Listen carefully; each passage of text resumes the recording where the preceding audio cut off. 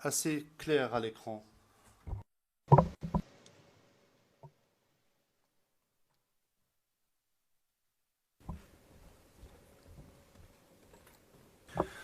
Mr. President, Maître Knops, Monsieur le Président, avant que Madame le procureur ne poursuive son interrogatoire, est-ce que l'accusation a l'intention de procéder à un rafraîchissement de la mémoire du témoin ou est-ce qu'elle a l'intention de demander le versement de ce document au dossier? À mon sens, cela n'est pas très clair. Quelle est l'intention? Quel est le but de parcourir le document avec le témoin? Le juge président, nous allons voir. Nous allons voir. Maître Knops, merci. Madame Pack, pour le moment, je vais simplement parcourir la partie consacrée à la méthodologie. Veuillez regarder le premier paragraphe, s'il vous plaît, et je vais simplement donner lecture de la première partie. Ce rapport s'appuie essentiellement sur 6 missions de recherche. Il s'agit des missions que vous avez décrites. Réponse oui. Question. Nous allons maintenant lire le deuxième paragraphe.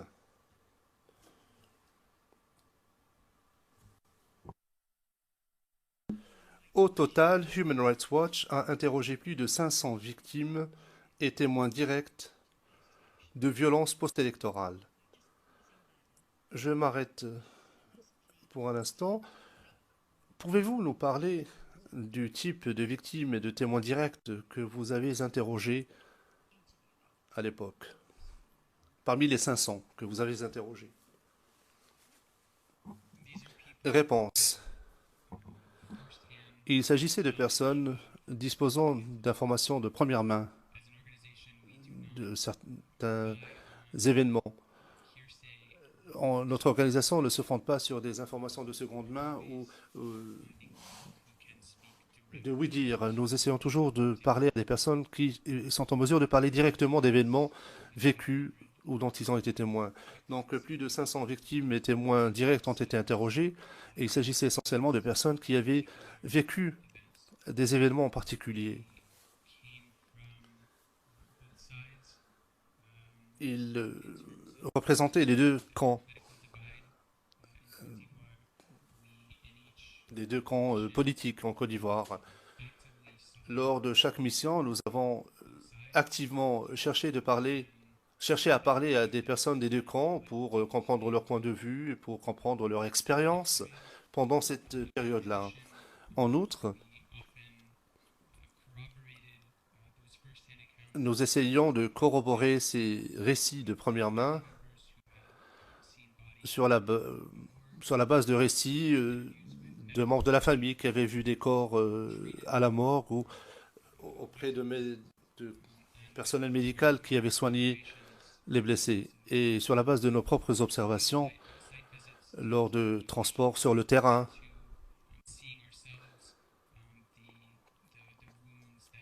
et après avoir été nous-mêmes témoins de cela, si nous pouvions constater qu'il y avait effectivement eu des blessures.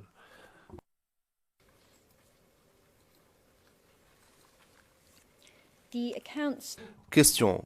Les récits que vous entendiez, est-ce qu'il s'agissait de... Enfin, est-ce que vous avez interrogé les témoins vous-même en personne ou par téléphone? Comment est-ce que vous effectuez vos auditions?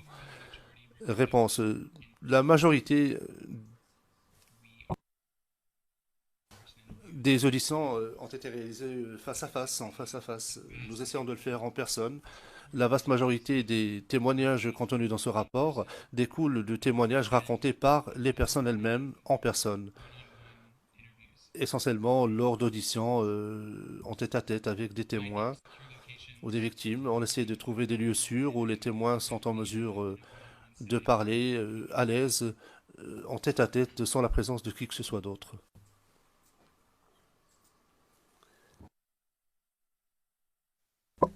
Question. Et comment est-ce que vous enregistriez vos auditions?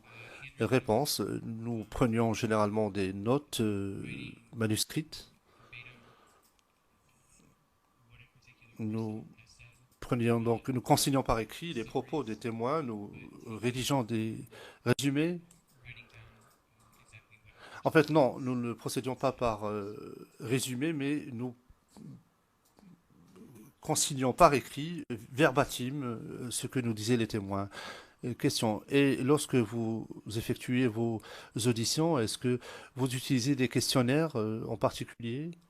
Une façon de poser des questions particulières? Réponse. Non, il n'y avait pas de questionnaire standard, en ceci que chaque personne a ses propres particularités, a son propre vécu à raconter. En général, nous commencions en leur posant des questions très ouvertes, du genre, que s'est-il passé? Qu'avez-vous vécu? Pour ne pas orienter leurs réponses. Nous souhaitions simplement bien comprendre ce qu'avait vécu une personne en particulier. Et une fois que la personne a commencé à nous parler, nous commencions à rentrer dans les détails en posant des questions de suivi afin de vérifier la crédibilité et la véracité des propos de la personne, en posant des questions très très détaillées sur ce qui s'était passé, par exemple, sur qui était responsable, sur les auteurs présumés des violations. Question. Et lorsque vous interrogez un témoin ou une victime, combien de temps cela vous prenait-il en général? Réponse. Eh bien, cela dépend de la personne. En général, cela prend 1 heure. Parfois, cela prenait plus de temps. Tout dépendait de ce que la personne en particulier avait vécu.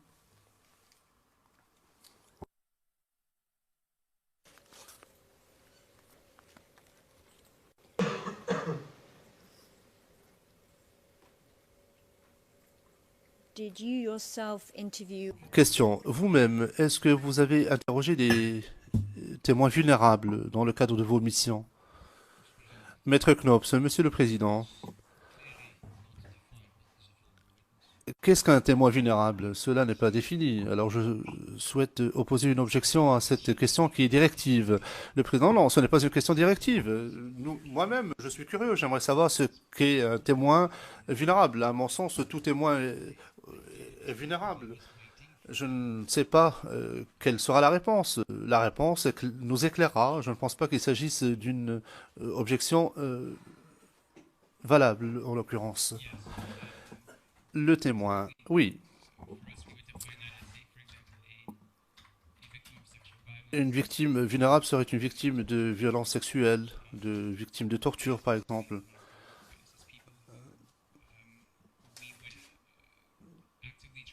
Nous considérons qu'une victime est vulnérable si c'est une personne que nous ne souhaitons pas retraumatiser dans le cadre d'une audition, par exemple. En ce qui concerne les victimes de violences sexuelles, s'il s'agit d'une victime femme, l'on préfère généralement demander à une femme chercheur d'interroger cette victime. Lors des missions à Abidjan, lorsque j'étais avec Corinne, c'était généralement Corinne qui interrogeait ce genre de victimes. Lorsque j'étais à Abidjan, en mai, j'y étais seul à ce moment-là, alors j'ai moi-même interrogé ces victimes de violences sexuelles.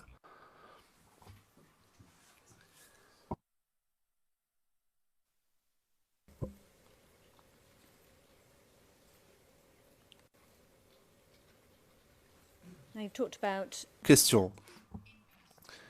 Vous avez parlé d'auditions en personne, en tête-à-tête. Est-ce que vous avez déjà effectué des auditions? Vous avez interrogé des témoins, des victimes au téléphone? Réponse. Lorsque nous étions sur le terrain, toutes les auditions, chaque fois que nous avons interrogé une personne, je l'ai fait moi-même, je l'ai fait en personne. Lorsque j'étais en Côte d'Ivoire ou le long de la frontière avec le Libéria, j'ai toujours réalisé des entretiens en personne. Lorsque nous n'étions pas sur le terrain, par exemple, entre deux missions, à ce moment-là, effectivement, nous réalisions des entretiens au téléphone afin de continuer à prendre note de ce qui se passait sur le terrain.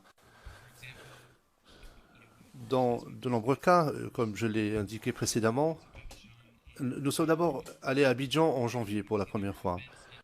Évidemment, il y a eu des événements en décembre, des événements qui étaient intéressants pour nous. Donc nous avons effectué des entretiens pour comprendre ce qui s'était passé entre décembre et le 16 mars, par exemple. Et lorsque nous retournions sur le terrain après avoir effectué un entretien au téléphone, nous interrogions les mêmes victimes pour assurer un suivi ou les mêmes témoins pour réaliser un entretien en personne parce que nous préférons toujours interroger la personne en tête à tête lorsque cela est possible.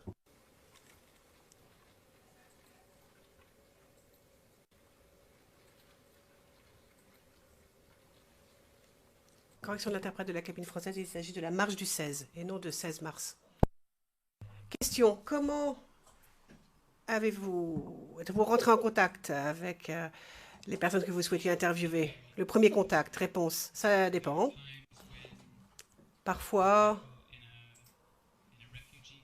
dans un camp de réfugiés, dans un camp de personnes déplacées en interne, il suffisait que je m'y rende pour parler aux gens que j'y trouvais, pour voir pourquoi ils étaient là. Ils avaient été déplacés. D'autres fois, surtout à Abidjan, vu le nombre de personnes qui y habitent, on travaillait avec des intermédiaires ou des interlocuteurs, comme on disait, des personnes avec qui nous avions déjà eu des contacts, même avant la crise post-électorale, qui avaient des contacts avec nous en tant qu'organisation, qui connaissaient notre méthodologie et qui nous a aidés à rentrer en contact avec des personnes qui pouvaient nous donner des récits de première main à propos de certains événements. De plus, on travaillait aussi avec les chefs des différentes communautés, soit ethniques, soit communautés d'immigrants en Côte d'Ivoire, les membres de la société civile locale aussi. Enfin, c'était toujours des gens qui représentaient ou qui étaient reliés aux deux camps dans le conflit, pour s'assurer que nous pouvions contacter et nous entretenir avec les victimes de chaque camp. Question. Mais pourquoi est-ce que vous avez utilisé ces interlocuteurs ou voix intermédiaires, comme vous avez dit? Réponse. À Abidjan, plus précisément, il y a tellement d'habitants qu'il serait impossible, enfin ce serait difficile de trouver une personne bien précise qui aurait vu un événement bien précis, juste en se promenant comme ça le nez au vent, en espérant trouver quelqu'un. Donc on a plutôt établi des contacts avec des personnes qui représentaient des quartiers, qui étaient reliées à différentes communautés, qu'elles soient ethniques ou qu'elles soient communautés d'immigrants. Donc il s'agit de personnes qui connaissaient bien leur communauté, qui connaissaient bien les gens des deux côtés dans un quartier précis, et donc qui pouvaient nous aider à identifier les personnes que nous pourrions interroger afin d'avoir des récits de première main, des personnes qui avaient été victimes la plupart du temps. Question. Ces interlocuteurs avaient-ils un rôle à jouer lors de l'entretien en tant que tel? Réponse. Non, c'est nous qui avons mené les interviews. Le rôle de l'interlocuteur était de faciliter la prise de contact avec les victimes et les témoins. Souvent, d'ailleurs, au cours de la crise, les gens étaient assez réticents et ne voulaient pas trop parler à quelqu'un qu'ils ne connaissaient pas. L'interlocuteur était aussi là pour les mettre en confiance. C'était des gens qu'ils connaissaient. C'était des gens que ces victimes ou témoins connaissaient. Donc, cette personne nous donnait les coordonnées. Et cela, comme je l'ai dit, établissait la confiance pour que la personne se sente à l'aise et accepte de nous parler. Mais en ce qui concerne les interviews, c'était nous qui les menions.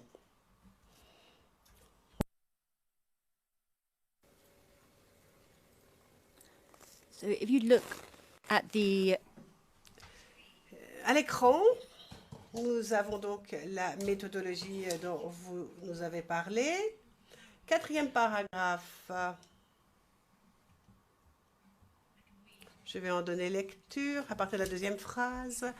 Human Rights Watch identifiait souvent les victimes et les témoins par le truchement d'un grand nombre d'organisations locales, de chefs de quartier, dépendant de la coalition politique du président Ouattara, RHDP, ainsi que des journalistes et des représentants des communautés d'immigrants. Fin de citation. C'est ainsi que vous avez procédé, puisque vous venez de nous dire? Réponse. Bah oui. Oui, c'est cela. On rentrait en contact avec différentes personnes qui représentaient un bon panel représentatif de la vie politique et de la vie communautaire en Côte d'Ivoire pour pouvoir rentrer en contact directement ensuite avec des témoins ou des victimes. Question. Pourrions-nous, s'il vous plaît, avoir les paragraphes suivants de la page qui est à l'écran à l'heure actuelle, car au 5e paragraphe sur cette page,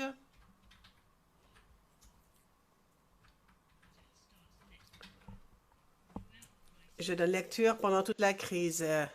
Human Rights Watch a fait en sorte d'être équitable et équilibré aussi, en enquêtant les abus commis des deux côtés, par les deux camps, et en restant constamment en contact avec des groupes et les individus qui étaient bien introduits auprès de chaque camp. Fin de citation. Donc, pouvez-vous nous dire quel est le lien entre ce que je viens de lire et ce que vous venez de nous dire? Réponse. Mais oui, c'est cela. Nous avons toujours enquêté sur les abus allégués, en tout cas par rapport aux deux côtés. Et nous avons toujours fait en sorte d'être en contact avec les personnes qui étaient introduites auprès des deux camps. Enfin, question. Paragraphe précédent, maintenant, il est écrit, et je cite à nouveau, la situation de sécurité extrêmement tendue pendant toute la crise a demandé que l'on soit extrêmement prudent pour s'assurer que les victimes ne couraient pas de risques en ce qui concerne leur intégrité physique uniquement parce qu'ils parlaient à Human Rights Watch. Fin de citation. Alors, je voudrais vous demander ce que vous avez fait de votre côté pour garantir la sécurité des personnes que vous interviewez. Réponse. Eh bien, premièrement, et surtout, on faisait en sorte que leur identité soit préservée, donc et que leurs propos restent confidentiels. En tant qu'organisation, nous protégeons la sécurité et l'identité des personnes que nous interviewons. Certaines personnes veulent bien parler en public et ouvertement en donnant leur nom, mais la plupart des gens, surtout dans un pays comme la Côte d'Ivoire, les gens ne sont pas prêts à cela. Donc, dans ce type de situation, on garantit l'anonymat des personnes que l'on interviewe. Dans le rapport, par exemple, on n'inclut pas le nom d'un témoin, où il y a des détails d'un témoignage qui pourraient bien sûr dévoiler l'identité d'une personne, et donc ces détails ne sont pas mentionnés afin que l'identité de la personne à qui on a parlé ne soit pas révélée. Question.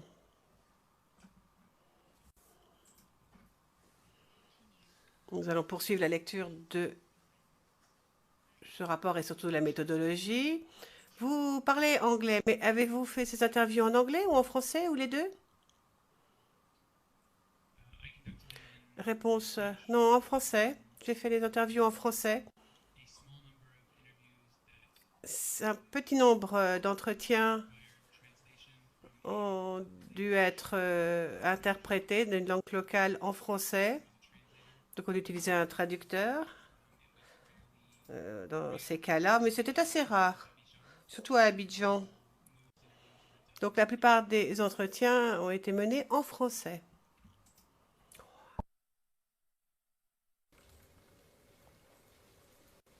over the page to Bien, passons à la page 0091.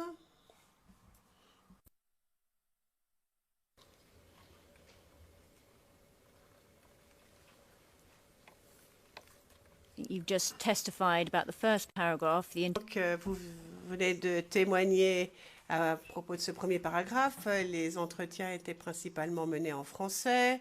Deuxième paragraphe, je crois que vous nous avez aussi dit comment vous garantissiez l'identité du témoin. Des témoins peu forts. Donc, en ne donnant pas leur nom. Donc, alors, penchons-nous sur cette méthodologie dont vous venez de nous parler.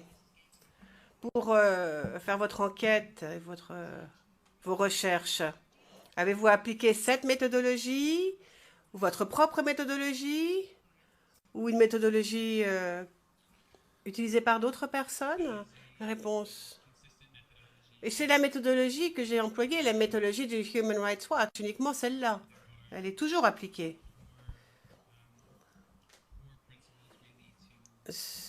Ainsi, enfin, c'est vraiment à la base de toute recherche de Human Rights Watch. Il y a des principes, il y en a 4. Protéger la sécurité des personnes avec qui on s'entretient.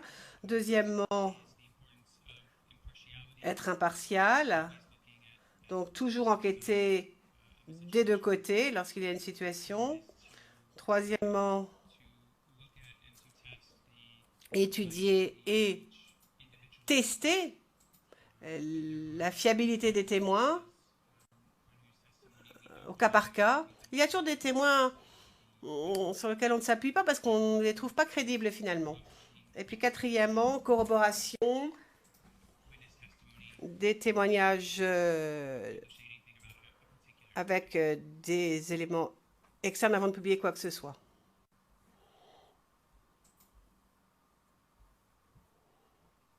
Question. Je m'arrête une minute.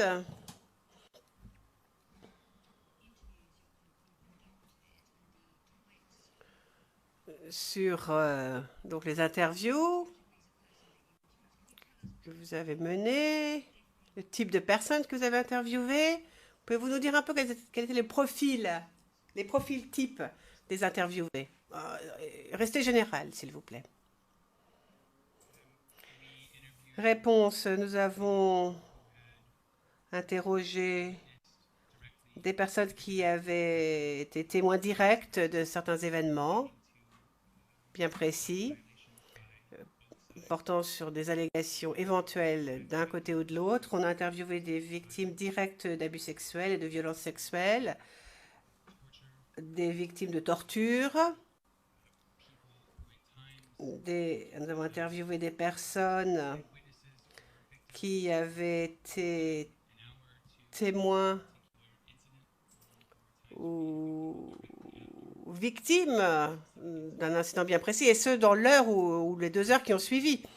Nous avons donc interviewé des personnes parfois directement après qu'un incident soit intervenu. On a interviewé des auteurs éventuels aussi, des membres des forces de police, des forces de sécurité de chaque côté, pour qu'ils nous disent ce qu'ils avaient vu, voire ce à quoi ils avaient participé parfois.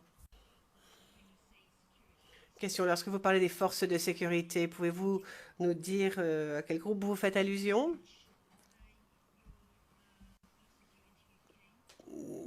D'où venaient ces personnes que vous avez interviewées, le maître Knops? Maître Knops, désolé, Je pense que cela ne suit pas du tout votre décision, monsieur le juge.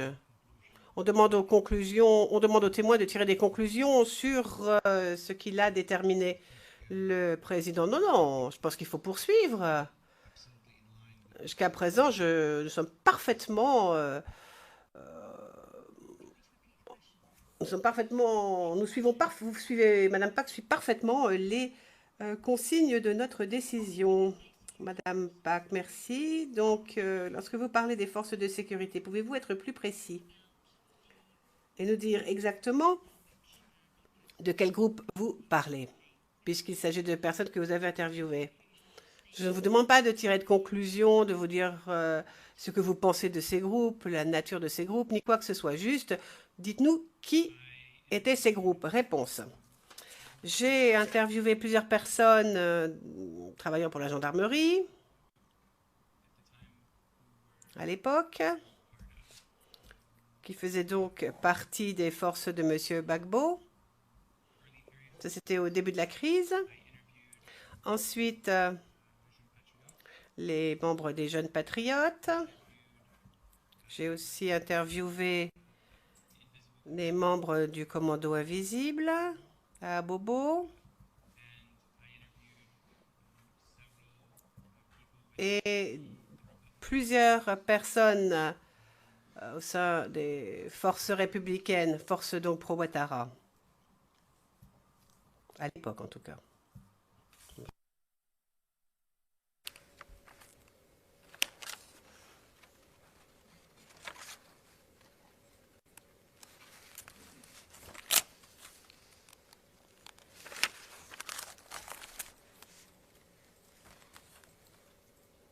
Just if we can go back.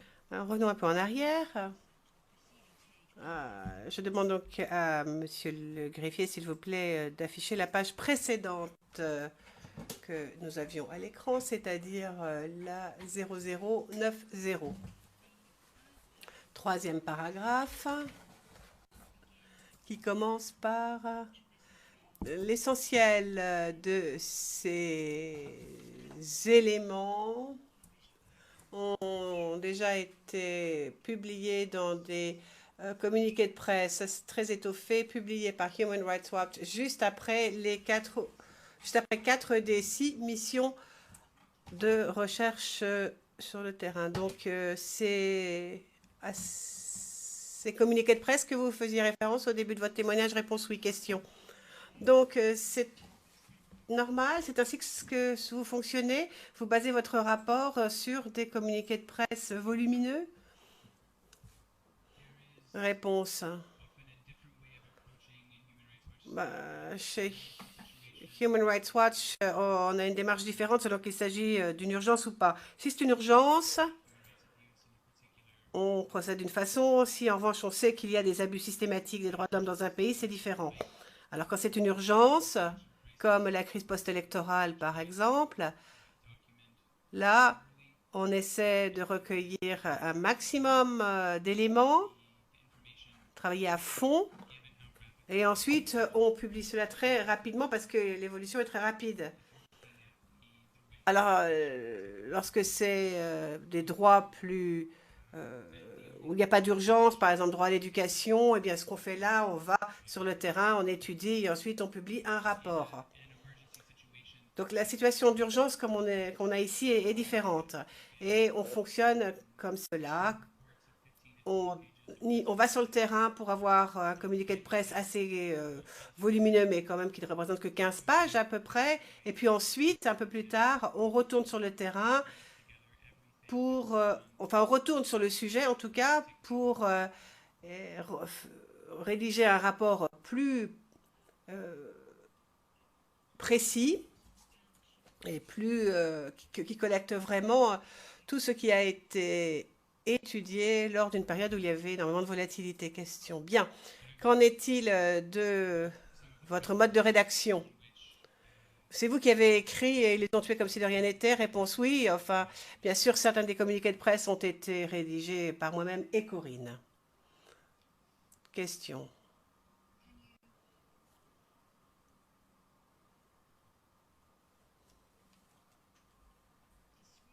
Pouvez-vous nous décrire comment vous vous y prenez pour rédiger le rapport?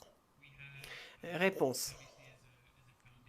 Eh bien, comme base, on utilise ces communiqués de presse volumineux ou les petits rapports qui ont été rédigés sur le coup pendant le conflit. J'avais aussi accès à tous les interviews effectuées pour Human Rights Watch. Donc, tous mes collègues qui avaient interviewé des personnes à un moment ou à un autre au cours de la crise, eh bien, j'avais leurs notes d'interview. Donc, d'un côté, les communiqués de presse qui avaient été publiés pendant la crise et tous les autres éléments qu'on avait pu recueillir auprès des témoins de première main, des victimes. Donc, il faut rassembler tout cela. Et une fois tous ces éléments rassemblés, cela m'a servi, en fait, de base pour rédiger mon rapport. Question. Lors de la rédaction, est-ce que vous avez parlé à d'autres personnes au sein de l'organisation, à part ceux qui avaient mené les recherches avec vous dans le pays? Réponse oui. Tout rapport de Human Rights Watch est vraiment épluché avec soin à l'interne, d'abord par votre chef dans votre division. Donc moi, c'était la division Afrique. Ensuite, il est scruté par le service juridique qui se penche sur tout rapport de ce style pour voir quelles sont les conclusions juridiques tirées, pour voir quel est le cadre des droits de l'homme qui aurait pu être... Enfin, pour voir si les conclusions sont compatibles avec les principes des droits de l'homme. Ensuite, voir si ces auteurs allégués sont éventuellement identifiés. Alors là, si on a identifié un éventuel auteur, notre service juridique se penche de très près pour voir si s'il y a de quoi, si les preuves sont suffisantes pour que l'on nomme cette personne ou pas. Ensuite, nous étudions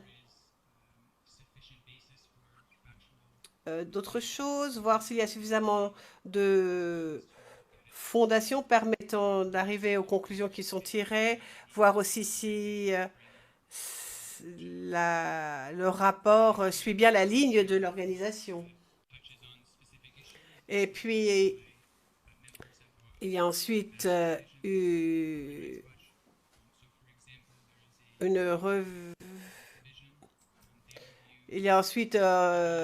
rapport est ensuite envoyé à d'autres divisions plus thématiques chez Human Rights Watch. Il y a par exemple une division qui s'occupe des droits des femmes. Alors, ce groupe-là se penche sur tout ce qui a trait à la violence et aux abus sexuels ou aux violences commises contre les femmes. Même chose pour les enfants. Par exemple, il y a une division qui s'occupe des droits des enfants et qui va se pencher sur toute conclusion portant sur les attaques sur des écoles ou sur des enfants soldats. Et puis, nous avons aussi le programme de justice internationale ou la division qui s'occupe de tout ce qui a trait à la CPI, par exemple. Là, c'est notre division de la justice internationale qui s'occupe de vérifier ce qui est dans le rapport à ce propos.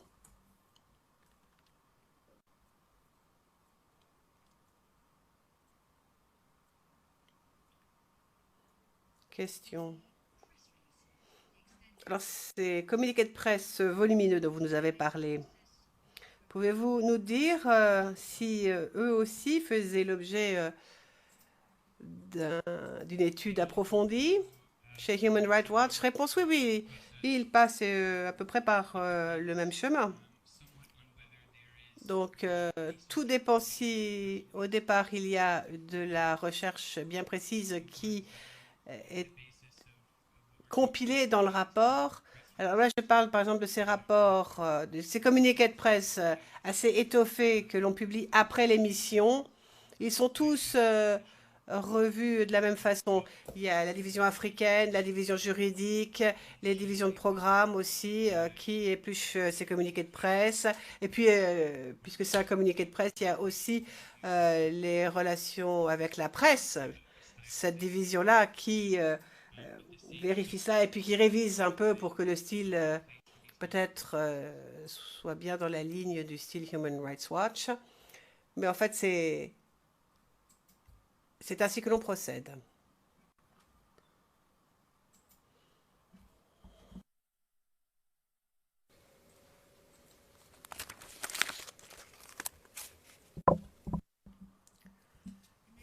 Question. Alors maintenant, pour en revenir plus précisément à votre rapport. Le rapport, ils les ont tués comme si de rien n'était.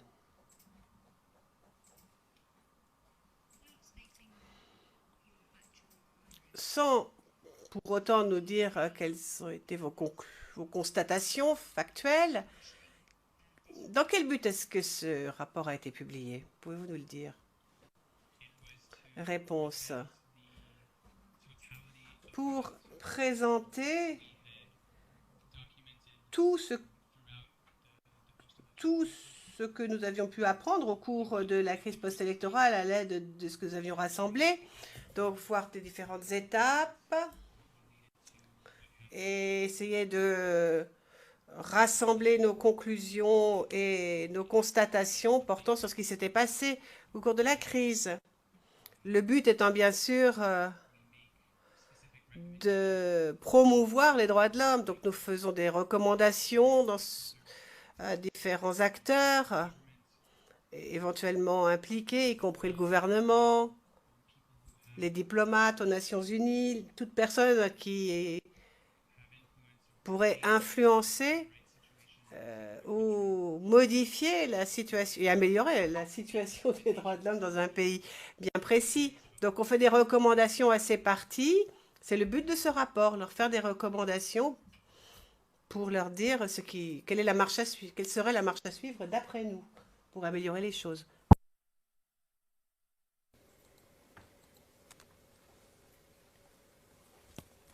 And finally, on this topic. Question est toujours sur ce point.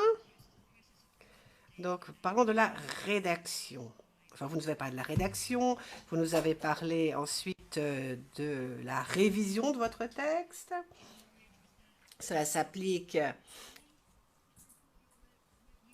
à votre rapport, cela s'est appliqué à vos communiqués de presse, mais est-ce que ça s'appliquait que à vos productions, aux productions de tout le monde? Réponse non, c'est le processus normal pour tout communiqué de presse publié par Human Rights Watch. Il doit passer par cette même procédure. Le président, je vous interromps, il est 11 heures. Avant de faire la pause d'une demi-heure, j'aimerais vous poser une question. Vous avez dit qu'avant de publier le rapport, il passe donc par un processus de révision. Alors j'ai remarqué d'abord le superviseur, ensuite la division africaine, la division juridique, la division de la politique, la division de la justice internationale, les relations publiques, division s'occupant de la condition des femmes, etc., etc. Bon. Mais alors à la fin, c'est toujours votre rapport, d'après vous? Réponse. Non, c'est le rapport de Human Rights Watch. Question du président. Oui, mais par rapport à ce que vous rentrez et ce qui sort à la fin, est-ce que le produit a changé, oui ou non? Sur le fond, en tout cas. Réponse. Il y a des amendements au cours du processus, toujours. Ce processus de révision est extrêmement strict. L'équipe juridique, par exemple, dispose de 2 semaines pour éplucher le rapport. Alors vraiment, il fouille dans les détails. Il creuse. Et oui, il y a des modifications, des amendements pendant tout le processus.